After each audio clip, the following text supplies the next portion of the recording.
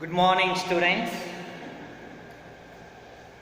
In our previous class, we were discussing the past chapter, Introduction to the Company Secretary.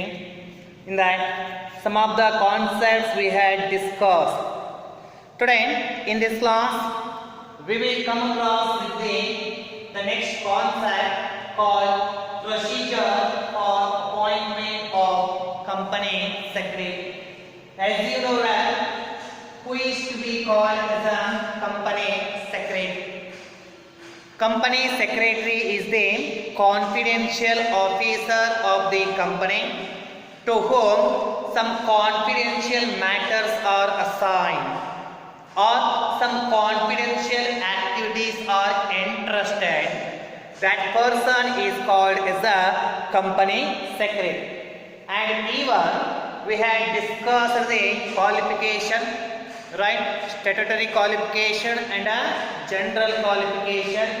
In that we had seen what needs to be fulfilled by the person to act as a company secretary. So one particular examination which is conducted by the ICSI, Institute of Company Secretaries of India, right? So professional examination called company secretary. In that we have two stages. One is the executive stages, second one is the professional stages or final examination. We need to clear these two examinations, then only a person will be a member of the ICSI. Once an individual becomes the member of the ICSI, then surely he will be act as a company secretary. Right? So many things we had discussed in relation to the CS. And today in this class we are discussing the procedure for appointment of company secretary. ಹಾಗಾಗಿ ಈ confidential officer ಅಂತ ಹೇಳಿದ್ರೆ ಆ confidential ಆಫೀಸರ್ನ ನಮ್ಮ ಕಂಪನಿಯಲ್ಲಿ directors ಯಾವ ರೀತಿಯಾಗಿ appointment ಮಾಡ್ತಾರೆ, ಅಪಾಯಿಂಟ್ಮೆಂಟ್ ಮಾಡುವಂತಹ ಸಂದರ್ಭದಲ್ಲಿ ಯಾವ ರೀತಿಯಾದಂತಹ ಒಂದು ಪ್ರೊಸೀಜರ್ನ ಫಾಲೋ ಮಾಡ್ತಾರೆ ಎಂಬುದನ್ನ ನಾವು ಇವತ್ತಿನ ಕ್ಲಾಸಲ್ಲಿ ನೋಡ್ತಾ ಇದ್ದೀವಿ. ಸೊ ಇಲ್ಲಿ the two documents of the organization are there. One is the MOA, MOA, Memorandum of Association. Another one document called Articles of Association. Articles of Association. In shorter, we call this one as a AOA. Right? So this is the key document which empowers the company, which gives a power to the company or directors of the company to appoint the company secretary. ಅರ್ಥ ಏನಾಗಾದ್ರೆ ಕಂಪನಿಯಲ್ಲಿ ಇರುವಂತಹ document, ಎರಡು ಡಾಕ್ಯುಮೆಂಟ್ಗಳು main ಆಗಿ, ಮೊದಲನೇದು MOA ಅಂತ ಕರಿತಾ ಇದ್ದೀವಿ, ಇನ್ನೊಂದು AOA ಅಂತ ಕರಿತಾ ಇದ್ದೀವಿ. ಅಂದ್ರೆ ಮೆಮೊರಂಡಮ್ ಆಫ್ ಅಸೋಸಿಯೇಷನ್ ಅಂತ ಹೇಳಿ MOA ಅಂದ್ರೆ, AOA ಅಂದ್ರೆ ಆರ್ಟಿಕಲ್ಸ್ ಆಫ್ ಅಸೋಸಿಯೇಷನ್ ಅಂತ ಹೇಳಿ. ಸೊ ಅದರಲ್ಲಿ ಆರ್ಟಿಕಲ್ಸ್ ಆಫ್ ಅಸೋಸಿಯೇಷನ್ ಅಂತ ನಾವು ಏನ್ ಕರಿತಾ ಇದ್ವಿ, ಈ ಆರ್ಟಿಕಲ್ಸ್ ಆಫ್ ಅಸೋಸಿಯೇಷನ್ ಡಾಕ್ಯುಮೆಂಟ್ ಕಂಪನಿಯ ಡೈರೆಕ್ಟರ್ಗೆ ಪವರ್ ಅನ್ನು ಕೊಡುತ್ತೆ. ಯಾವುದಕ್ಕೆ ಈ ಪವರ್ ಅನ್ನು ಕೊಡ್ತಾ ಇದೆ ಅಂದ್ರೆ, ನೀವು ಕಂಪನಿ ಸೆಕ್ರೆಟರಿನ ಅಪಾಯಿಂಟ್ಮೆಂಟ್ ಮಾಡಿಕೊಳ್ಳಬಹುದು ಎಂಬುದಕ್ಕೆ ಪರ್ಮಿಷನ್ ಕೊಡುವಂತಹ. Right? So AOA document it gives a power to the directors to appoint the company secretaries. So usually the company secretaries are appointed by the promoters. ಹಾಗಾದ್ರೆ ಈ ಕಂಪನಿ ಸೆಕ್ರೆಟರಿನ ಯಾರು ಅಪಾಯಿಂಟ್ಮೆಂಟ್ ಮಾಡ್ತಾರೆ? Promoters ಅಂತ ಬರ್ತದೆ. Promoters ಅಂದ್ರೆ ಯಾವ ವ್ಯಕ್ತಿಗಳು ಕಂಪನಿಯನ್ನು ಸ್ಥಾಪನೆ ಮಾಡುವಂತ ಇಚ್ಛೆಯನ್ನು ಹೊಂದಿದ್ದಾರೆ, ಕಂಪನಿಯನ್ನ ಉದ್ಧಾರ ಅಂದ್ರೆ ಬೆಳವಣಿಗೆ ಮಾಡುವಂತ ಉದ್ದೇಶವನ್ನು ಹೊಂದಿದ್ದಾರೆ. ನಾರ್ಮಲ್ ಆಗಿ ಓನರ್ಸ್ ಆ ಓನರ್ಗಳಿಗೆ ಇವರು ಕಂಪನಿ ಸೆಕ್ರೆಟರಿನ ಅಪಾಯಿಂಟ್ಮೆಂಟ್ ಮಾಡ್ತಾರೆ. So basically the company secretary is appointed before the incorporation of the company. ಈ ಪ್ರಮೋಟರ್ಸ್ ಏನ್ ಮಾಡ್ತಾರೆ ಹಾಗಾದ್ರೆ ಕಂಪನಿ ಸೆಕ್ರೆಟರಿನ ಯಾವಾಗ ಅಪಾಯಿಂಟ್ಮೆಂಟ್ ಮಾಡ್ತಾರೆ ಅಂತ ಹೇಳಿದ್ರೆ ಕಂಪನಿ ಇನ್ನೂ ಸ್ಟಾರ್ಟೇ ಆಗಿರಲ್ಲ, ಸ್ಟಾರ್ಟ್ ಆಗಬೇಕು ಅಂತ ಇರುತ್ತೆ. ಸ್ಟಾರ್ಟಿಂಗ್ ಸ್ಟೇಜ್ ಅಲ್ಲಿ ಕಂಪನಿ ಸೆಕ್ರೆಟರಿನ ಅಪಾಯಿಂಟ್ಮೆಂಟ್ ಮಾಡ್ತಾರೆ. ಯಾರು ಅಪಾಯಿಂಟ್ಮೆಂಟ್ ಮಾಡ್ತಾರೆ? ಪ್ರಮೋಟರ್ಸ್. ಯಾರೋ promoters.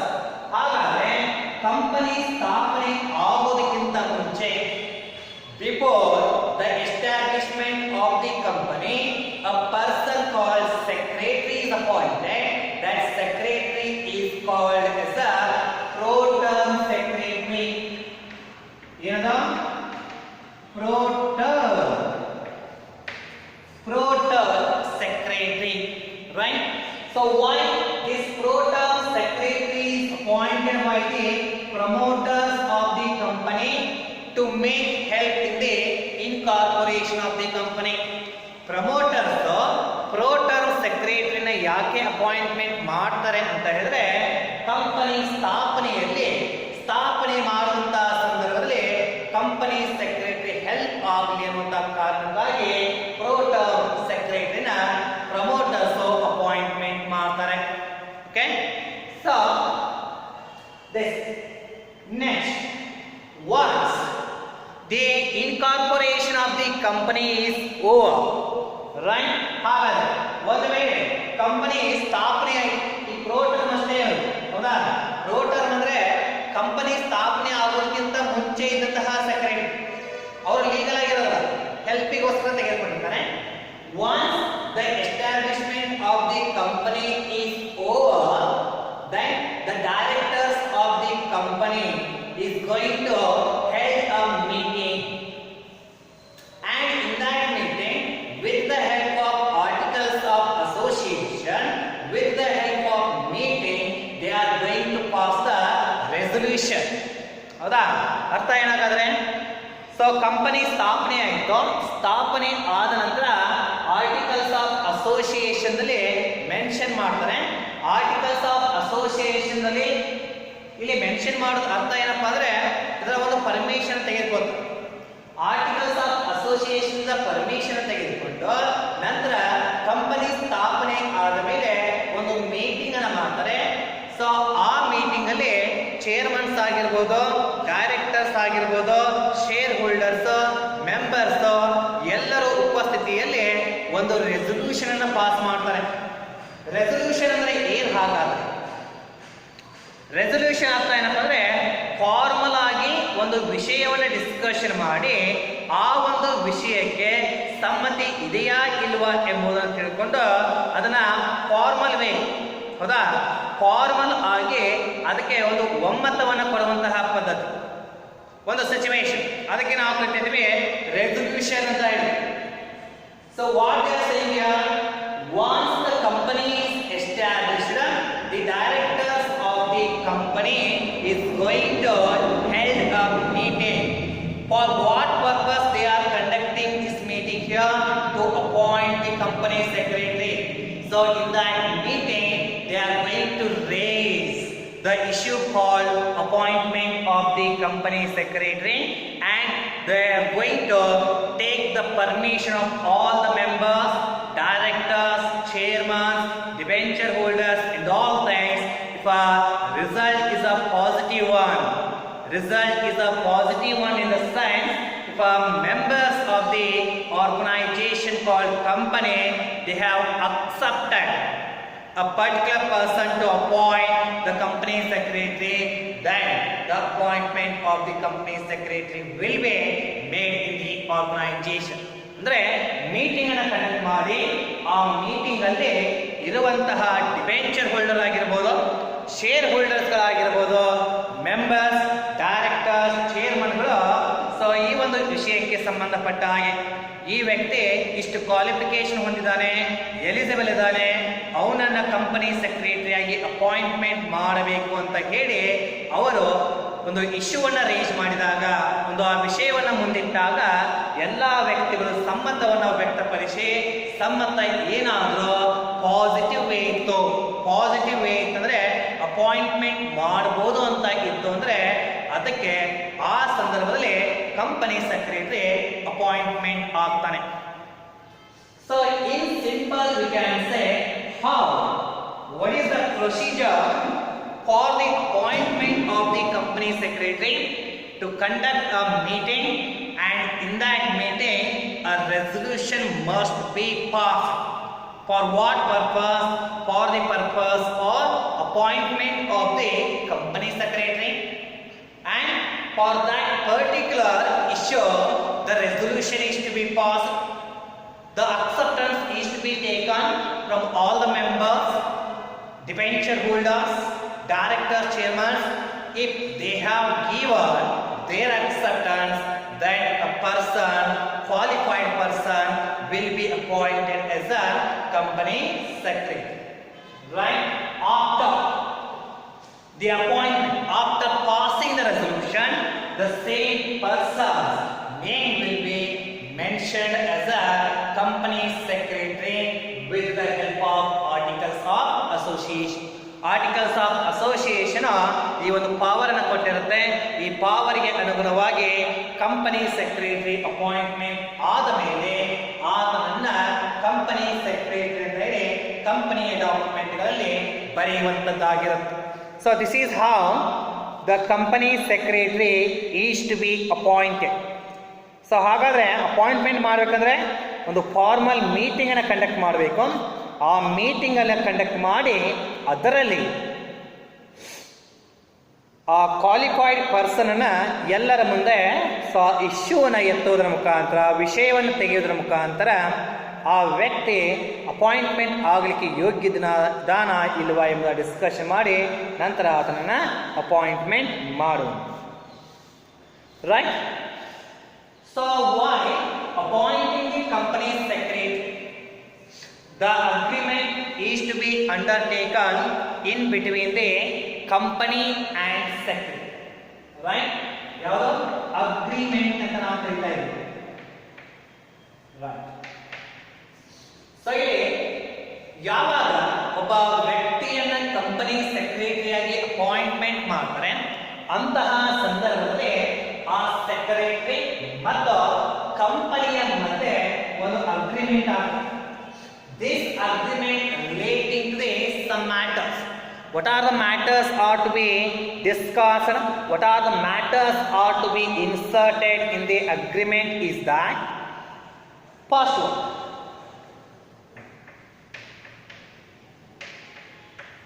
period of service.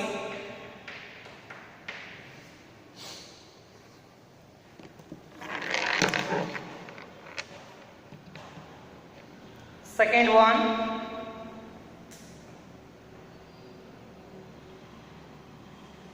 remuneration.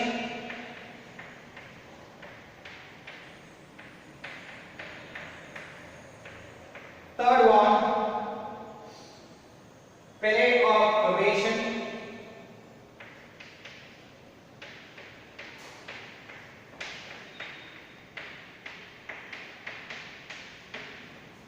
Fourth,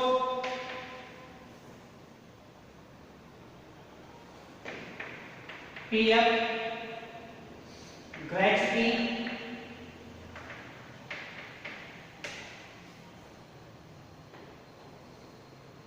Fifth, medical and other benefits.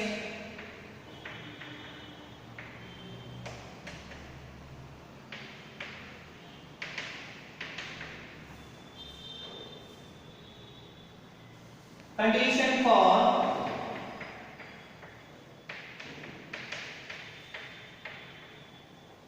conditions for resignation,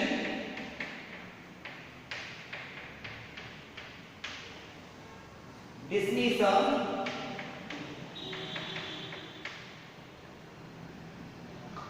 and retirement.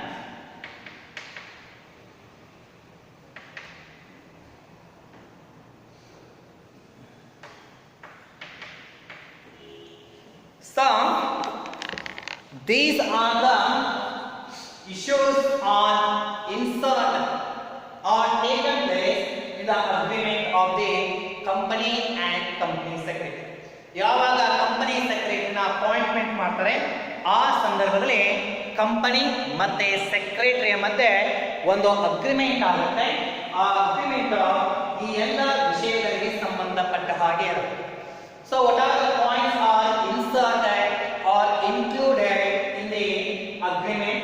First one, period of services. Period of services in the sense of how long this person will be act as a company secretary in the company. ಅಂದ್ರೆ ಎಷ್ಟು ವರ್ಷಗಳ ಕಾಲ ಈ ವ್ಯಕ್ತಿ company secretary ಆಗಿ ವರ್ತನೆ ಮಾಡ್ತಾನೆ ಎಂಬುದನ್ನ ಮೆನ್ಷನ್ ಮಾಡಲಾಗುತ್ತೆ ಅಗ್ರಿಮೆಂಟ್ ಅಲ್ಲಿ. Remuneration, how much remuneration will be given to the person called company secretary? It may be 50, it may be 60, or it may be more than lakh rupees. Right? 1 ಲಕ್ಷಕ್ಕಿಂತ ಜಾಸ್ತಿ ಇರೋದು. Or period of probation. Period of probation in the sense before acting as a company secretary. Before acting as a company secretary. ಆ ಒಂದು ಕಂಪನಿಯಲ್ಲಿ secretary ಆಗಿ ವರ್ಕನ್ನು ಮಾಡೋದಕ್ಕಿಂತ ಮುಂಚೆ probationary period ಅಂತ ಹಾಕ್ತಾರೆ. ಆ ಪ್ರೊಬೇಷನರಿ ಪೀರಿಯಡ್ ಏನಪ್ಪಾ ಅಂದ್ರೆ ಅದೊಂಥರ ಯಾವ ರೀತಿಯಾಗಿರುತ್ತೆ, ಇನ್ನೂ ಪೂರ್ತಿಯಾಗಿ ಅಪಾಯಿಂಟ್ಮೆಂಟ್ ಆಗಿರಂಗಿಲ್ಲ. ಪ್ರೊಬೇಷನರಿ ಪೀರಿಯಡ್ ಒಂಥರ ಟ್ರೈನಿಂಗ್ ಪೀರಿಯಡ್ ಅಂತ ಇರುತ್ತೆ. ಈ ಒಂದು ಪ್ರೊಬೇಷನರಿ ಪೀರಿಯಡ್ ಅಲ್ಲಿ ಆತನ ತೆಗೆದು ಹಾಕಬಹುದು, ಇಲ್ಲ ಅಂದ್ರೆ ಇಟ್ಕೋಬಹುದು. ಆತನಿಂದ ಏನಾದರೂ ಮಿಸ್ಚೀವಿಯಸ್ ಆಕ್ಟಿವಿಟಿಗಳಾದವು, ಮಿಸ್ಕಂಡಕ್ಟಿಂಗ್ ಆಕ್ಟಿವಿಟಿಗಳ ಏನಾದರೂ ಆದವು ಅಂದ್ರೆ ಅವಾಗ ಅದನ್ನ ತೆಗೆದುಹಾಕು. Period of probation. Period of probation in the sense how long he is going to act as a temporary secretary of the company. Temporary, permanent ಅಲ್ಲ, temporary. ಒಂಥರ ಈಗ 5 months ಇರುತ್ತೆ, ಅಥವಾ 6 months ಇರುತ್ತೆ, ಅಥವಾ 1.5 year ಇರುತ್ತೆ, 2 year ಇರುತ್ತೆ. ಸೊ ಈ ರೀತಿಯಾಗಿ ಎಷ್ಟು ವರ್ಷಗಳ ಕಾಲ ಅಥವಾ ಎಷ್ಟು ತಿಂಗಳುಗಳ ಕಾಲ ಆತ ಪ್ರೊಬೇಷನರಿ ಪೀರಿಯಡ್ ಅಲ್ಲಿ ಇರಬೇಕಾಗುತ್ತೆ, ತಾತ್ಕಾಲಿಕವಾಗಿ ಇರಲಾಗುತ್ತೆ ಎಂಬುದನ್ನ ನಾವು ಇಲ್ಲಿ ಮೆನ್ಷನ್ ಆಗಿರುತ್ತೆ. ನಂತರ PM, gratuity and superannuation. So PM, if a company secretary is there, how much percentage of his salary is to be contributed to the particular fund called PM, Provident Fund. Along with his salary, owner's salary is also the same percentage of owner's salary is also contributed to the PM. ಅಂದ್ರೆ provident fund ಅಂತ scheme ಬರುತ್ತೆ. So percentage ಅಂದ್ರೆ ಆ ಒಂದು salary ಏನಿರುತ್ತೆ, ಸ್ಯಾಲ್ರಿಯ ಒಂದಷ್ಟು ಭಾಗವನ್ನ provident ಫಂಡ್ಗೆ ನಾವು ಕಾಂಟ್ರಿಬ್ಯೂಷನ್ ಮಾಡಬೇಕಾಗುತ್ತೆ.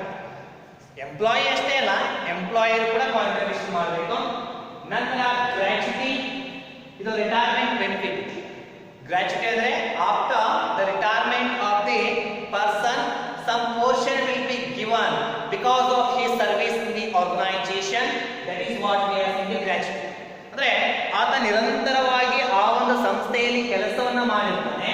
ಕೆಲಸವನ್ನ ಮಾಡಿದಾಗ ಆತನಿಗೆ ಎಷ್ಟು ಗ್ರಾಚ್ಯುಟಿಯನ್ನು ಕೊಡಲಾಗುತ್ತೆ ಎಂಬುದನ್ನ ಇಲ್ಲಿ ಡಿಸ್ಕಷನ್ ಅಂದ್ರೆ ಮೆನ್ಷನ್ ಮಾಡಿರ್ತಾರೆ. ಸೂಪರ್ ಆನ್ಯುವೇಷನ್ ಫಂಡ್ ಅಂತ ಬರುತ್ತೆ. ಸೇಮ್ ರಿಟೈರ್ಮೆಂಟ್ ಬೆನಿಫಿಟ್ ಇದು ಸೂಪರ್ ಆನ್ಯುವೇಷನ್. ಆತ ರಿಟೈರ್ಮೆಂಟ್ ಆದ ಮೇಲೆ ಆತನಿಗೆ ಸೂಪರ್ ಆನ್ಯುವೇಷನ್ ಫಂಡ್ ಎಷ್ಟು ಕೊಡಬೇಕಾಗುತ್ತೆ ಅದನ್ನು ಕೂಡ ಮೆನ್ಷನ್ ಆಗಿರುತ್ತೆ. Medical or other benefit, how much medical allowances will be given to the company secretary's family, right? How much allowances will be provided to the sons or daughters of the company secretary, and in case any other benefits are there, how much, and what are those other benefits will be given to the company secretary. Next, last one, conditions for resignation, dismissal or retirement. For what criteria we can dismiss the company secretary? Those all criteria are also mentioned in the agreement. And what are the situation and what are the circumstances in which the company secretary can give a resignation as a company secretary to the company, and dismissal and retirement. In what and all situation the company secretary may be retired from the company. Those all conditions were mentioned. The means your company ಸೆಕ್ರೆಟರಿಯನ್ನ appointment ಮಾಡುವ ಸಲುವಾಗಿ company ಸ್ಥಾಪನೆ ಆದ ಮೇಲೆ ಒಂದು first meeting ಅನ್ನು ಮಾಡ್ತಾರೆ. ಆ ಮೀಟಿಂಗ್ ಅಲ್ಲಿ ಎಲ್ಲಾ members, debenture holders, owners, directors, chairman's ಎಲ್ಲ ಪ್ರೆಸೆಂಟ್ ಇದ್ದು ಆ ಸಂದರ್ಭದಲ್ಲಿ ಒಬ್ಬ ವ್ಯಕ್ತಿಯನ್ನ ಕಂಪನಿ ಸೆಕ್ರೆಟರಿಯಾಗಿ ಅಪಾಯಿಂಟ್ಮೆಂಟ್ ಮಾಡಬೇಕಾಗುತ್ತೆ ಅಂತ ಹೇಳಿ ಆ ಒಂದು ಇಶ್ಯೂನ ರೇಸ್ ಮಾಡ್ತಾರೆ. ಆ ಇಶ್ಯೂಗೆ ಅನುಗುಣವಾಗಿ ಎಲ್ಲಾ ವ್ಯಕ್ತಿಗಳ ಕ್ವಾಲಿಫಿಕೇಶನ್, ಎಲ್ಲಾ ಕ್ರೈಟೇರಿಯಾವನ್ನು ಡಿಸ್ಕಷನ್ ಮಾಡಿ ಅವರು ಏನಾದರೂ ಸಂಬಂಧವನ್ನ ಸೂಚಿಸಿದಾಗ, ಒಪ್ಪಿಗೆಯನ್ನು ಕೊಟ್ಟಾಗ ಆ ಒಂದು ಒಪ್ಪಿಗೆ ಏನಾಗುತ್ತೆ, ಅದು ರೆಸಲ್ಯೂಷನ್ ಮುಖಾಂತರ ಫಾರ್ಮಲ್ ವೇಯಲ್ಲಿ ಅಕ್ಸೆಪ್ಟೆನ್ಸ್ ಆಗುತ್ತೆ. ಅದಕ್ಕೆ ರೆಸಲ್ಯೂಷನ್ ಪಾಸ್ ಮಾಡ್ತಾರೆ. ಆ ರೆಸಲ್ಯೂಷನ್ ಪಾಸ್ ಮಾಡಿದ್ರೆ ಕಂಪನಿ ಸೆಕ್ರೆಟರಿ ಅಪಾಯಿಂಟ್ಮೆಂಟ್ ಆಗ್ತಾರೆ. ಕಂಪನಿ ಸೆಕ್ರೆಟರಿ ಅಪಾಯಿಂಟ್ ಆದಮೇಲೆ ಕಂಪನಿ ಸೆಕ್ರೆಟರಿ ಮತ್ತು ಕಂಪನಿ ನಡುವೆ ಈ ಒಂದು ಅಪಾಯಿಂಟ್ಮೆಂಟ್ ಅಗ್ರಿಮೆಂಟ್ ನಡೆಯುತ್ತೆ. ಅಪಾಯಿಂಟ್ಮೆಂಟ್ ಗೆ ಸಂಬಂಧಪಟ್ಟ ಹಾಗೆ ಆ ಅಗ್ರಿಮೆಂಟ್ ಅಲ್ಲಿ ಇವೆಲ್ಲ ಪಾಯಿಂಟ್ ಗಳನ್ನು ಮೆನ್ಷನ್ ಮಾಡ್ತಾರೆ. ಪೀರಿಯಡ್ ಆಫ್ ಸರ್ವಿಸ್, ಎಷ್ಟು ಅವಧಿಯವರೆಗೆ ಆದ ಸರ್ವಿಸ್ ಅನ್ನು ಮಾಡಬೇಕು, ರೆಮ್ಯುನರೇಷನ್ ಎಷ್ಟು ಕೊಡಬೇಕು, ಪ್ರೊಬೇಷನರಿ ತಾತ್ಕಾಲಿಕವಾಗಿ ಆತನ ಅವಧಿ, ಹೌದಾ, ಟ್ರೈನಿಂಗ್ ಪೀರಿಯಡ್ ಎಷ್ಟಿರುತ್ತೆ, PF ಗ್ರಾಚ್ಯುಟಿ ಮತ್ತೆ ಸೂಪರ್ ಆನ್ಯುವೇಷನ್ ಫಂಡ್ ಅನ್ನು ಎಷ್ಟು ಕೊಡಬೇಕು, ಆತ ಸರ್ವಿಸ್ ಅನ್ನು ಮುಗಿಸಿದ ಮೇಲೆ ಮೆಡಿಕಲ್ ಅಥವಾ ಅದರ್ ಬೆನಿಫಿಟ್ ಏನು ಕೊಡಲಾಗುತ್ತೆ, condition for resignation, dismissal and retirement, ಇವೆಲ್ಲ ಯಾವ ರೀತಿಯಾಗಿರುತ್ತೆ ಎಂಬುದನ್ನ ನಾವು ಡಿಸ್ಕಷನ್ ಮಾಡ್ತೀವಿ. Okay, so this is how the appointment of the company secretary. Once the appointment of the company secretary were made in the organization.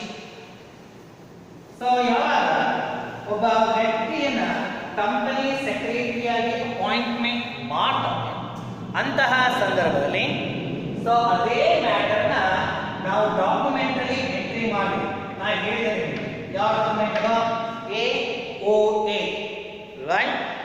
So must be recorded.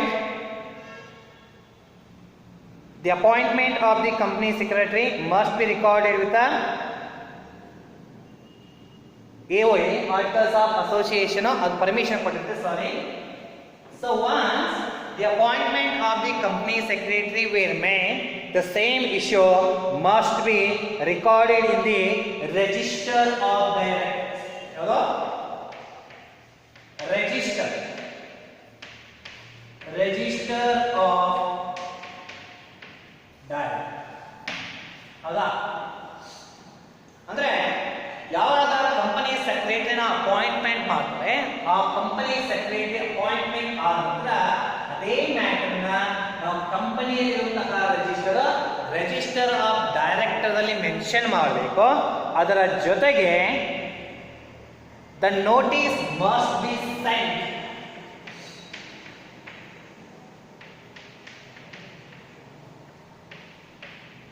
The notice must be sent to the registrar of company.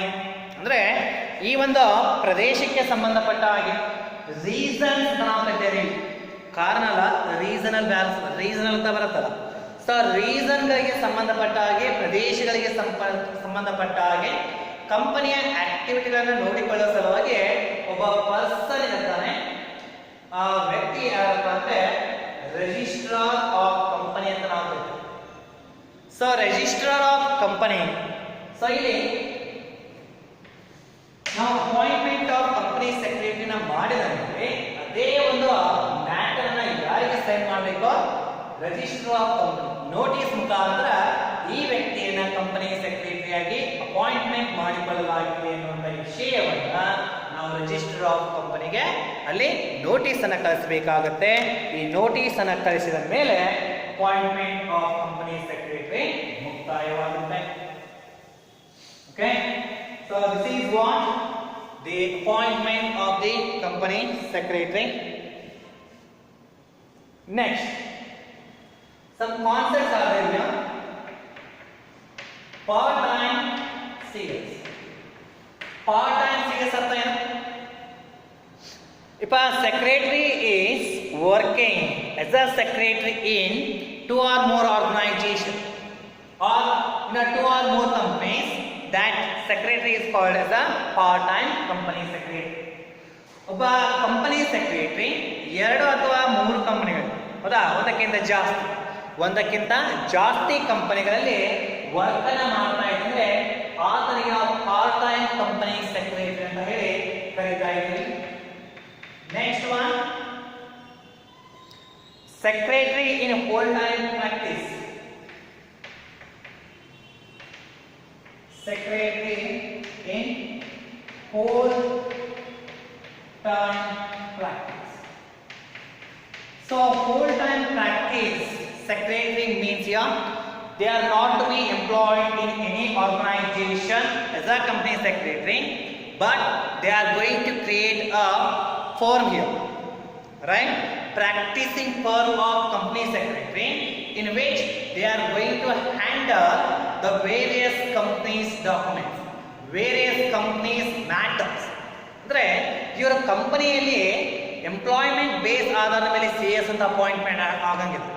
ಇವರು full ಟೈಮೇ ಇರ್ತಾರೆ. Full time ಅಂದ್ರೆ ವರ್ಷವಿಡೀ ಕೆಲಸವನ್ನ ಮಾಡ್ತಿರ್ತಾರೆ. ಆದರೆ ಒಂದೇ ಕಂಪನಿಗೆ ಸೀಮಿತ ಆಗಿರಂಗಿಲ್ಲ. ಎಲ್ಲ ಕಂಪನಿ, ಒಂದು 5-6 ಕಂಪನಿಗಳು, 10-15 ಕಂಪನಿಗಳು ಅಥವಾ 20 ಕಂಪನಿಗಳು ಅವುಗಳ ಒಂದು ಎಲ್ಲ ಆಕ್ಟಿವಿಟಿಗಳನ್ನ ಮೇಂಟೈನ್ ಮಾಡ್ತಾರೆ. ಅವರಿಗೆ ನಾವು ಕರಿತೀವಿ whole time company secretary. So in order to act as a whole time company secretary, they needs to get a practice certificate from the ICSI. ಒಂದು ವೇಳೆ ಒಬ್ಬ ವ್ಯಕ್ತಿ ಹೋಲ್ ಟೈಮ್ ಕಂಪನಿ ಸೆಕ್ರೆಟರಿ ಆಗಿ ವರ್ಕ್ ಅನ್ನ ಮಾಡಬೇಕು ಅಂತ ಇದ್ರೆ ಆತ ಏನ್ ಮಾಡಬೇಕು? ಸರ್ಟಿಫಿಕೇಟ್ ಆಫ್ ಪ್ರಾಕ್ಟೀಸ್ ಅಂತ ಬರುತ್ತೆ. ಆ ಸರ್ಟಿಫಿಕೇಟ್ ಆಫ್ ಪ್ರಾಕ್ಟೀಸ್ ಅನ್ನ ಕಂಪನಿ ICSI ದಿಂದ ಪಡೆದುಕೊಳ್ಳಬೇಕು. Directors as a secretary. Next, directors as a secretary. Sometimes the directors of the company will act as a company secretary. ಒಂದು ವೇಳೆ ಒಂದಷ್ಟು ಸಂದರ್ಭಗಳಲ್ಲಿ ಕಂಪನಿಯ ಡೈರೆಕ್ಟರ್ಗಳೇ ಕಂಪನಿಯ ಸೆಕ್ರೆಟರಿಯಾಗಿ ವರ್ಕ್ ಅನ್ನ ಮಾಡ್ತಾರೆ. So in order to act the directors as a secretary of the company, a special resolution must be passed in the organisation. ಅಂದ್ರೆ directors ಅನ್ನೇ ನಾವು ಏನಾದರೂ ಕಂಪನಿ ಸೆಕ್ರೆಟರಿ ಅಂತ ಹೇಳಿ ಅಪಾಯಿಂಟ್ಮೆಂಟ್ ಮಾಡಬೇಕಾದ್ರೆ ಅದಕ್ಕೋಸ್ಕರ ನಾವು ಸ್ಪೆಷಲ್ ರೆಸಲ್ಯೂಷನ್ ಅನ್ನ ಪಾಸ್ ಮಾಡಬೇಕಾಗುತ್ತೆ, ರೈಟ್? ಆ ಸ್ಪೆಷಲ್ ರೆಸಲ್ಯೂಷನ್ ಅನ್ನ ಪಾಸ್ ಮೀಟಿಂಗ್ ಅಲ್ಲಿ ಸ್ಪೆಷಲ್ ರೆಸಲ್ಯೂಷನ್ ಅನ್ನ ಪಾಸ್ ಮಾಡಿ ನಂತರ ಡೈರೆಕ್ಟರ್ಸ್ ಅನ್ನ ಕಂಪನಿ ಸೆಕ್ರೆಟರಿ ಆಗಿ ಇಲ್ಲಿ ವರ್ಕ್ ಅನ್ನ ಮಾಡುತ್ತೆ. ಆದ್ರೆ ಇಲ್ಲಿ ಈ ಚಾನ್ಸಸ್ ಬಹಳ ಕಡಿಮೆ ಡೈರೆಕ್ಟರೇ ಕಂಪನಿಗೆ ಸೆಕ್ರೆಟರಿ ಆಗಿ ವರ್ಕ್ ಮಾಡೋದು. ಯಾಕಂದ್ರೆ ಡೈರೆಕ್ಟರ್ಗೆ ಮತ್ತೆ ಬಹಳ ಕೆಲಸಗಳಿರುತ್ತೆ. ಆ ಕೆಲಸದ ಒತ್ತಡದಲ್ಲಿ ಈ ಕಂಪನಿ ಸೆಕ್ರೆಟರಿಗೆ ಕೆಲಸವನ್ನು ಮಾಡೋದು ಬಹಳ ಕಡಿಮೆ. ಅದರ ಜೊತೆಗೆ ಇನ್ನೇನು ಮಿನಿಮಮ್ ಸ್ಟ್ಯಾಟ್ಯುಟರಿ ಲಿಮಿಟ್ ಇರುತ್ತೆ. ಅಂದರೆ ಪಬ್ಲಿಕ್ ಕಂಪನಿಯಲ್ಲಿ ಡೈರೆಕ್ಟರ್ಸ್ 3, ಪ್ರೈವೇಟ್ ಕಂಪನಿಯಲ್ಲಿ 2 ಅಷ್ಟೇ ಡೈರೆಕ್ಟರ್ ಇದ್ದಾಗ, ಫಾರ್ ಎಕ್ಸಾಂಪಲ್ ಈಗ ಪ್ರೈವೇಟ್ ಕಂಪನಿಯಲ್ಲಿ 2 ಡೈರೆಕ್ಟರ್, ಆ 2 ಡೈರೆಕ್ಟರ್ ಕಂಪನಿ ಆಕ್ಟಿವಿಟಿಯನ್ನು ನೋಡ್ಕೊಳ್ತಾರೆ. ಕಂಪನಿ ಅಂದರೆ ಜಾಸ್ತಿ ಪ್ರಮಾಣದಲ್ಲಿ ಇರುತ್ತೆ. ಅದೇ ಸಂದರ್ಭದಲ್ಲಿ ಒಬ್ಬ ಡೈರೆಕ್ಟರ್ನ CS ಅಂತ ಹೇಳಿದ್ರೆ ಆತನಿಗೆ ವರ್ಕ್ ಪ್ರೆಷರ್ ಬಹಳ ಜಾಸ್ತಿ ಆಗಿರುತ್ತೆ. ಹೀಗಾಗಿ it is suggested to those companies in which minimum statutory limit of the directors are existed not to appoint as a secretary of the same director in the company. ಅದೇ ಕಂಪನಿಯಲ್ಲಿ statutory minimum limit of director ಇದ್ದಾಗ ಅವರನ್ನೇ ಸೆಕ್ರೆಟರಿಯಾಗಿ appointment ಮಾಡೋದು ಬೇಡ ಅಂತ suggestion ಕೊಡ್ತಾರೆ. ಯಾಕಂದ್ರೆ ಇರೋದೇ 2 ಡೈರೆಕ್ಟರ್, ಅವರೇ ಸೆಕ್ರೆಟರಿಯಾಗಿ ಒಬ್ಬ ವ್ಯಕ್ತಿ ಸೆಕ್ರೆಟರಿಯಾಗಿ ವರ್ಕ್ ಅನ್ನು ಮಾಡ್ತಾ ಹೋದ ಅಂತ ಹೇಳಿದ್ರೆ ಕಂಪನಿಯಲ್ಲಿ ಬಹಳ ತೊಂದರೆ ಉಂಟಾಗುತ್ತೆ. ಅದಕ್ಕೆ ಈ ಮ್ಯಾಟರ್ನ ಅವರು ಅಷ್ಟು ಸಜೆಷನ್ ಮಾಡೋದಿಲ್ಲ. So these are some types of the ways of making a secretary work. Part time singers, ಒಂದಕ್ಕಿಂತ ಜಾಸ್ತಿ ಕಂಪನಿಗಳಲ್ಲಿ ಅವರು ಸೆಕ್ರೆಟರಿಯಾಗಿ ವರ್ಕ್ ಅನ್ನು ಮಾಡ್ತಿರ್ತಾರೆ. ಸೆಕ್ರೆಟರಿ ಫುಲ್ ಟೈಮ್ ಪ್ರಾಕ್ಟೀಸ್, ಅವರು ಯಾವುದೇ ಕಂಪನಿಯಲ್ಲಿ ಎಂಪ್ಲಾಯ್ಮೆಂಟ್ ಮಾಡ್ತಿರಂಗಿಲ್ಲ, ತಮ್ಮದೇ ಒಂದು ಫರ್ಮ್ ಅನ್ನು ಹಾಕಿಕೊಂಡು ಅಲ್ಲಿ ಹಲವಾರು ಕಂಪನಿಗಳಿಗೆ ಸಂಬಂಧಪಟ್ಟ ಹಾಗೆ ಲಾ ಆಕ್ಟಿವಿಟಿ ಆಕ್ಟಿವಿಟಿಗಳನ್ನ ಕಂಪನಿ ಆಕ್ಟಿವಿಟಿಗಳನ್ನ ಮೇಂಟೈನ್ ಮಾಡ್ತಾರೆ. ಆದ್ರೆ ಈ ಒಂದು ಫುಲ್ ಟೈಮ್ ಪ್ರಾಕ್ಟೀಸ್ ಮಾಡಬೇಕಾದ್ರೆ ಅವರಿಗೆ ಸರ್ಟಿಫಿಕೇಟ್ ಆಫ್ ಪ್ರಾಕ್ಟೀಸ್ ಎಂಬುದು ಬಹಳ ಇಂಪಾರ್ಟೆಂಟ್. ಆ ಸರ್ಟಿಫಿಕೇಟ್ ಆಫ್ ಪ್ರಾಕ್ಟೀಸ್ ಅನ್ನ ICSI ಇಂದ ಪಡೆದುಕೊಳ್ಳಬೇಕು. ನಂತರ ಡೈರೆಕ್ಟರ್ಸ್ ಆಸ್ ಸೆಕ್ರೆಟರಿ, ಡೈರೆಕ್ಟರ್ ಕೂಡ ಕಂಪನಿ ಸೆಕ್ರೆಟರಿ ಆಗಿ ವರ್ಕ್ ಮಾಡಬಹುದು. ಆದರೆ ಮಾಡುವಾಗ ಆ ಒಂದು ಮೀಟಿಂಗ್ ಅನ್ನ ಅರೇಂಜ್ಮೆಂಟ್ ಮಾಡಬೇಕಾಗುತ್ತೆ. ಆ ಮೀಟಿಂಗ್ ಅಲ್ಲಿ ಸ್ಪೆಷಲ್ ರೆಸಲ್ಯೂಷನ್ ಪಾಸ್ ಮಾಡಿ ನಂತರ ಡೈರೆಕ್ಟರ್ ನ ಕಂಪನಿ ಸೆಕ್ರೆಟರಿ ಆಗಿ ಅಪಾಯಿಂಟ್ಮೆಂಟ್ ಮಾಡಿಕೊಳ್ಳಬೇಕು. ರೈಟ್? ಆದ್ರೆ ಇದು ರೇರ್. ಡೈರೆಕ್ಟರ್ ಸೆಕ್ರೆಟರಿ ಆಗಿ ವರ್ಕ್ ಮಾಡೋದು ಬಹಳ rare because of work pressure, because of handling. So this is in relation to the appointment and our ways of making our work as a secretary. In the next class, we will discuss the dismissal of the company secretary. Thank you.